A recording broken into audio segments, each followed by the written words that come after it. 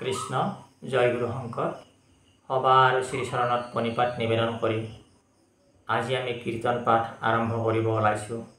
শ্ৰীকৃষ্ণৰ বৈকুণ্ঠ পৰায়ণ দশম কীৰ্তন ঘোষা। হৰি গোবিন্দ জয় কৃষ্ণ গোপাল ৰাম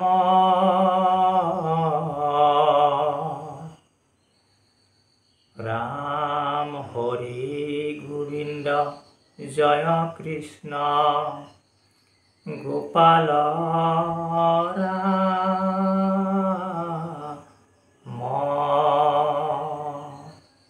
কৃষ্ণ। পদ হে ৰাম ৰাম ৰাম আৰ এহি মতে দাৰুকে বুলন্ত পাছে ৰথ আকাশে ধৰিলা বেগে বৈকুণ্ঠৰ পথ আৰ পাছতে লৰিলা চক্ৰ আদি অস্ত্ৰশয় দেখিয়া দাৰুক ভৈল পৰম বিস্ময় আৰ তব ধনয়নে চাই আছে উপৰক মাধৱে বুলিলা পাছে বাক্য দাৰুক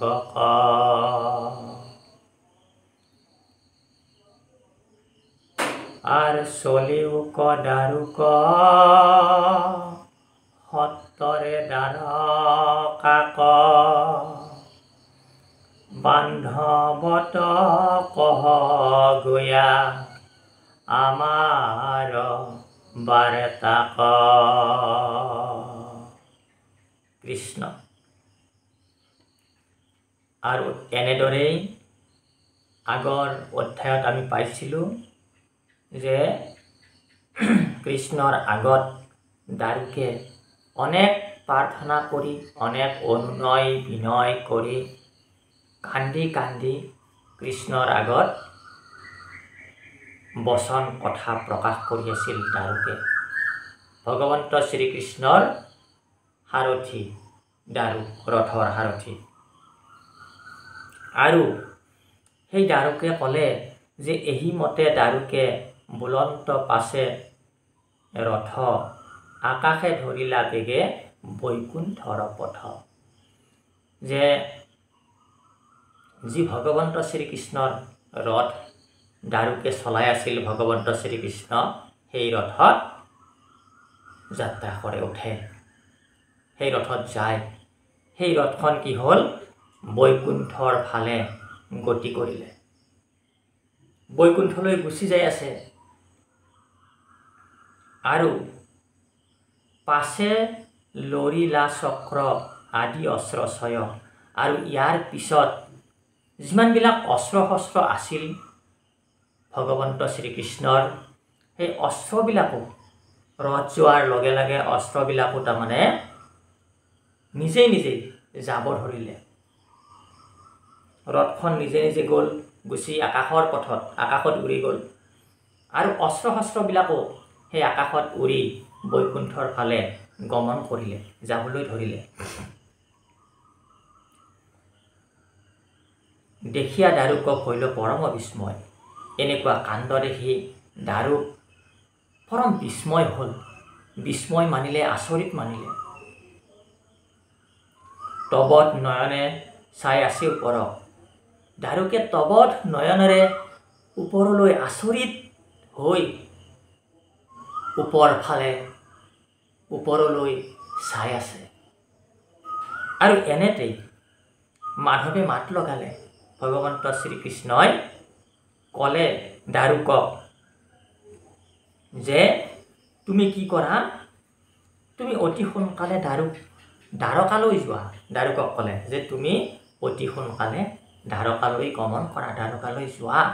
আৰু আমাৰ এই বাৰ্তা, মোৰ এই বাৰ্তা, আমাৰ এই বাৰ্তা দ্বাৰকাবাসীক, দ্বাৰকা নগৰীক কৈ দিয়া, প্ৰকাশ কৰা।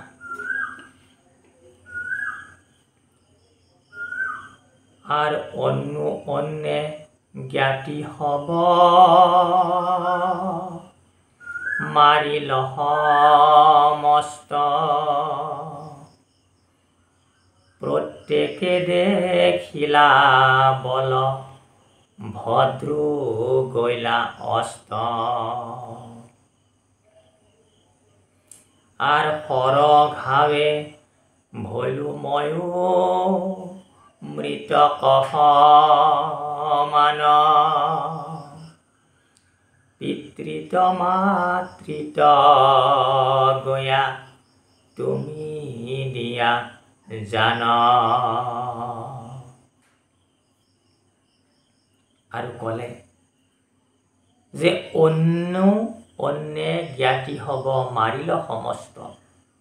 আৰু সমস্ত জ্ঞাতি আমাৰ আছিল যে জ্ঞাতি বংশ, এইবিলাকে এজনে আনজনক মাৰিলে, এজনে আনজনক মাৰিলে, এনেদৰে সমস্ত জ্ঞাতি আমাৰ মৰি থাকিল। আৰু এই প্ৰত্যেকে দেখিলে যে বলভদ্ৰয়ো কি হ'ল, অস্ত গ'ল। বলভদ্ৰয়ো নাইকিয়া হৈ গ'ল। আৰু ময়ো হৰঘাৱে ভৈলো ময়ো মৃতক সমান। আৰু ময়ো হৰৰ আঘাতত প্ৰায় মৰাৰ লেখীয়া হৈ পৰিছোঁ এতিয়া, দাৰুকক কৈছে। গতিকে এই সমস্ত খবৰ তুমি পিতৃত মাতৃত গয়া তুমি দিয়া জান, যে পিতৃ আৰু মাতৃৰ আগত তুমি গৈ খবৰ দিয়া। আৰ দ্বাৰকাত আউৰ নথা, কিবা একো নৰে। মই এৰি লাত আহি, বুঢ়াই বহাগৰে। আৰ সবন্ধু বান্ধৱে সাগৰত হইবা পাৰ। নেৰিবাহা বৃদ্ধ পিতৃ মাতৃ কয় আমাৰ। আখিবা অৰ্জুন সখী, দেখিবা মোক। তানে লগে যাইব দ্বাৰকাৰ যত লোক। আৰ ৰাখি নিবা পথে ধনন, জয় মহাৰথে। বঞ্চিবাহা তুমি হবে, গয়া ইন্দ্ৰপ্ৰস্থে। গতিকে কি ক'লে যে দ্বাৰকাত আৰু নাথাকিবা, দ্বাৰকাত আউৰ নাথাকিবা একো নৰে। যে দ্বাৰকা নগৰীত আৰু কোনো মানুহ ৰৈ নাথাকিবা, দ্বাৰকা নগৰীত আৰু কোনো নাথাকিবা। কাৰণ এই দ্বাৰকা নগৰীখন সাগৰে কি কৰিব, বুৰাই পেলাব, পানীৰ তলত যাব দ্বাৰকা নগৰ। গতিকে কোনো মানুহ ইয়াত নাথাকিবা। যিমানবিলাক বৃদ্ধ লোক আছে, পিতৃ সমস্ত, এই সমস্তবিলাক আমাৰ পিতৃ মাতৃ বৃদ্ধ, এই সমস্তবিলাকক দ্বাৰকাৰ পৰা বাহিৰ ওলাই লৈ আহিবা। আৰু ধনঞ্জয় আহিব, অৰ্থাৎ ভগৱন্ত শ্ৰীকৃষ্ণৰ সখা অৰ্জুন, ধনঞ্জয়। গতিকে এই ধনঞ্জয় মোক দেখা কৰিব আহিব। আৰু ধনঞ্জয়ৰ লগতে কি কৰিবা, দ্বাৰকাবাসীক পঠাই দিবা। আৰু অতি ৰংগমনে ইন্দ্ৰপ্ৰস্থত যাই থাকিবা, বাস কৰিবা। অৰ্থাৎ ইন্দ্ৰপ্ৰস্থ মানে হৈছে অৰ্জুনহঁতৰ ৰাজ্য, ৰাজপ্ৰসাদ। আর তুমি আচরিবা ভাগবত ধর্মশয়, জ্ঞাননিষ্ঠ হুয়া হবে এরিবা বিষয়। আর মায়ার রচনা ইটো জগতকে জানি, পাছে তুমি পাইবা মুখ কৈলো সত্যবাণী। তুমি আচৰিবা ভাগৱত ধৰ্মচয়, যে তুমি ভাগৱত ধৰ্ম আচৰণ কৰিবা আৰু জ্ঞাননিষ্ঠ হোৱা এৰিবে বিষয়। আৰু জ্ঞানৰ দ্বাৰা তুমি নিষ্ঠবন্ত হৈ, জ্ঞানৰ দ্বাৰা তুমি জ্ঞানবন্ত, জ্ঞানৰ পণ্ডিত হৈ তুমি কি কৰিবা? সমস্ত বিষয় তুমি পৰিত্যাগ কৰিবা। আৰু মায়াৰ ৰচনা ইটো জগতকে জানি, যে এই সমস্ত জগত মায়াৰ দ্বাৰা ৰচিত, এই কথাটো জানি তুমি কি কৰিবা? পাছে তুমি পাইবা মোক কৈলো সত্যবাণী। আৰু ইয়াৰ পিছত তুমি মোক পাবা, সাক্ষাৎ মোক পাবা, তোমাক মই সত্য সত্য কৰি কলো। আৰ শুনিলা দাৰুকে পাছে কৃষ্ণৰ আদেশ,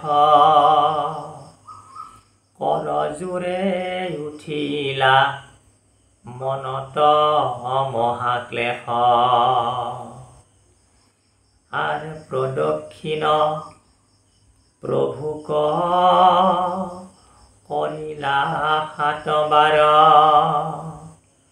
দুনাই দুনাই পৰিয়া অনন্ত নমস্কাৰ। শুনিলা দাৰুকে পাছে কৃষ্ণৰ আদেশ।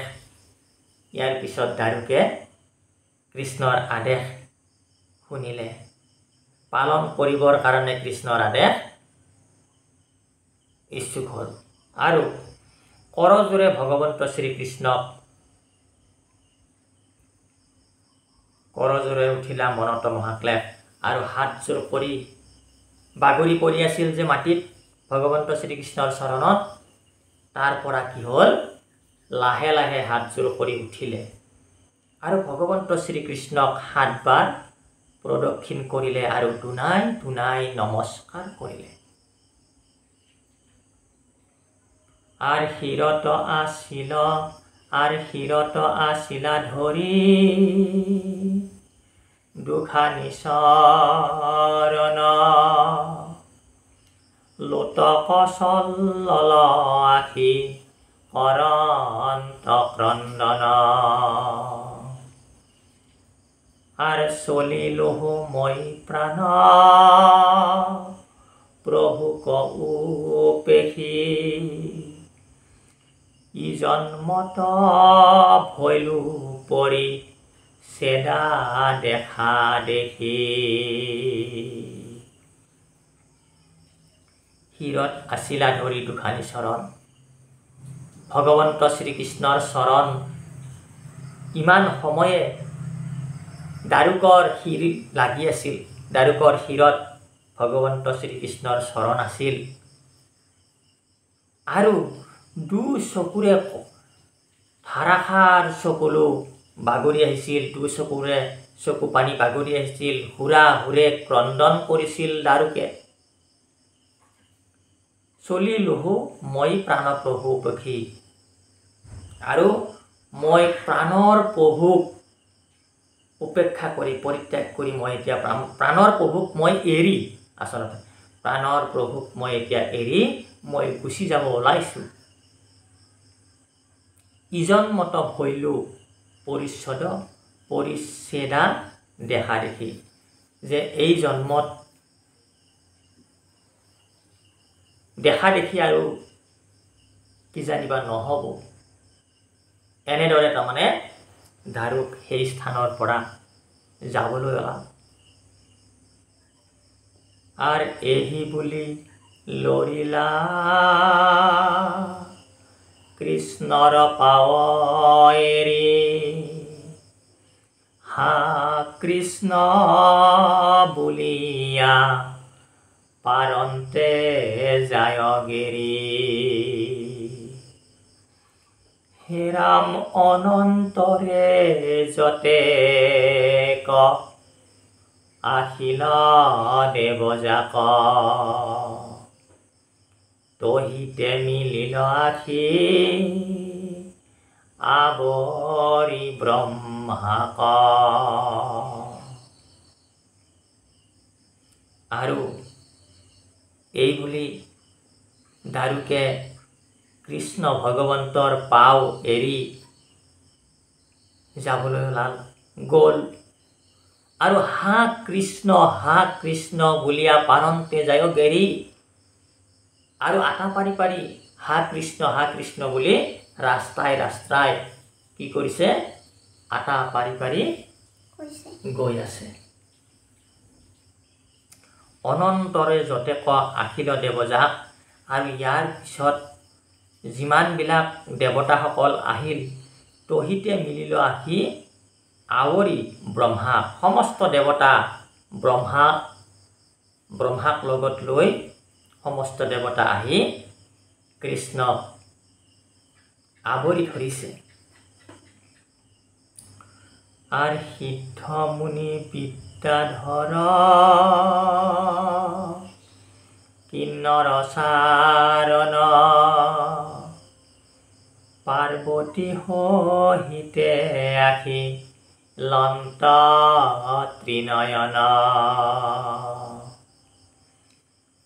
আৰ কৃষ্ণৰ নিৰ্জান দেখি বাক অভিলাষে বিমানে বেহিয়াখি ৰহিলা আকাশে। সিদ্ধমুনি, বিদ্যাধৰ, কিন্নৰ, চাৰণ এই সমস্তবিলাক ভগৱন্ত শ্ৰীকৃষ্ণক চাবৰ কাৰণে আহিছে। আৰু কোনে আহিছে? পাৰ্বতী সহিতে আহি লন্ত ত্ৰিনয়ন। পাৰ্বতীৰ লগত ত্ৰিনয়ন অৰ্থাৎ মহাদেৱ আহি উপস্থিত হৈছে। কৃষ্ণৰ নিৰ্জান দেখিবাক অভিলাষে। কৃষ্ণৰ নিৰ্জান, কৃষ্ণ যে এই পৃথিৱী পৰিত্যাগ কৰিব, পৃথিৱীৰ পৰা গুচি যাব, এই বস্তুটো চাবৰ কাৰণে বিমানে বেঢ়িয়া আখি ৰহিলা আকাশ। যে বিমানত উঠি উঠি আকাশ বেঢ়িছে, সকলোৱে কৃষ্ণক চাব আহিছে। আৰ মাধৱৰ চৰিত্ৰ শুনিও সৰ্বজন নেৰিবা সদায় কেহো কৃষ্ণৰ কীৰ্তন।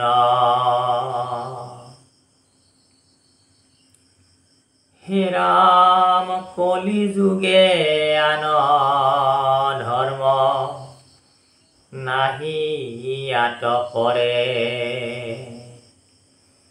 হেন জানি হৰি হৰি বোলা নিৰন্তৰে হৰি ৰাম।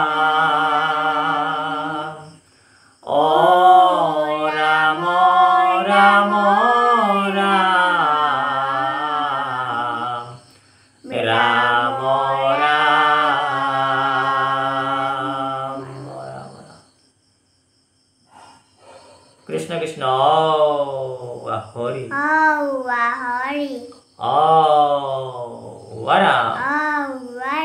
কৃষ্ণ সবাৰ শ্ৰীচৰণত প্ৰণিপাত নিবেদন কৰি আজিৰ কীৰ্তন পাঠ ইয়াতে বিৰাম দিয়া হৈছে। কৃষ্ণ।